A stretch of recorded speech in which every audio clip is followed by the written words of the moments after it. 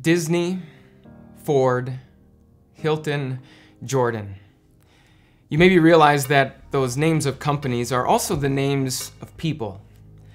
Some people really manage to make a name for themselves in our world, don't they? So what about you?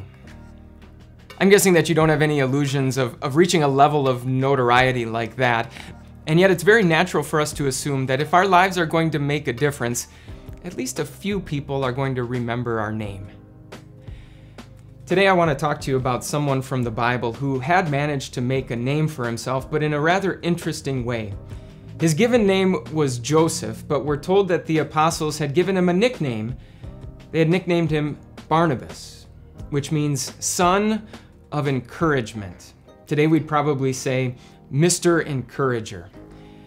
Now, when we think of someone who is an encourager, we usually think of someone who picks other people up, but it can also refer to someone who speaks up for other people, someone who is an advocate.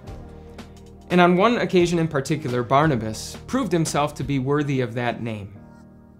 You see, Barnabas and the Apostle Paul had already taken one missionary tour together, along with a man by the name of John Mark. But on that first missionary tour, John Mark, for some reason, had deserted them. And so when it came time for Paul and Barnabas to take another missionary tour, Paul wanted nothing to do with John Mark. But Barnabas spoke up for him. Barnabas defended him. Barnabas served as his advocate. So here's what happened. Paul and Barnabas actually went their separate ways. The rest of the book of Acts is all about the Apostle Paul and the missionary travels that he took. Meanwhile, Barnabas and John Mark went off together, and even among the two of them, it was John Mark who became better known. We know John Mark from the book of the Bible that's named after him. We call it the Gospel according to Mark. So Paul and Mark end up in the Biblical Hall of Fame, and Barnabas, Mr. Encourager, he just sort of fades into the background. In a world where everyone is busy trying to make a name for themselves, working hard at making a name for someone else seems to be so counterproductive. Working to include someone who usually gets left out. Working to make sure that everyone on the team receives credit when the project is complete or the game is over. Working to defend someone who is being criticized. It's hard to see how God could use those small acts to have a big impact.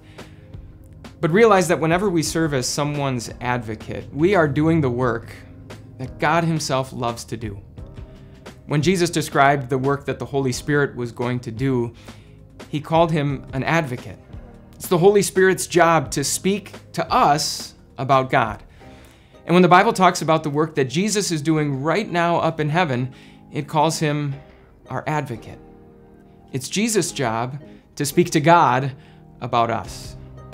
1 John says this: if anybody does sin, we have an advocate with the Father, Jesus Christ, the righteous one. Speaking up for others is the business of God. It's what He loves to do. And so if you're looking to make a name for yourself, work hard at making a name for someone else.